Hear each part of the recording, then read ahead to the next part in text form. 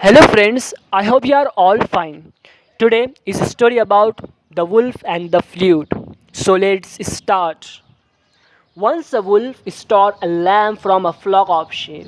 As he was crying it off, the lamb said, I know you are going to eat me, but will you please fulfill my last desire before eating me? What is your last desire? Asked the wolf. The lamb said, I know you are a very good flute player.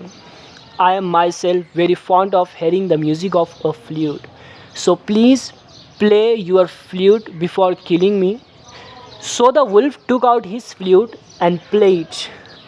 When he stopped playing, the lamb said, Beautiful, beautiful. You can play the flute far better than the shepherd.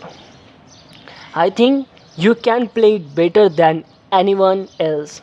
Please do play it once again. The wolf was pleased to hear the words of praise, so he played the flute once again. This time he played it louder than before. The shepherd and the sheepdogs heard the sound. They came running and caught the wolf. That was the end of him. The lamb ran back to its flock. The moral of the story: play it cool amidst difficulty, and you will find a way to safety. Thanks for watching.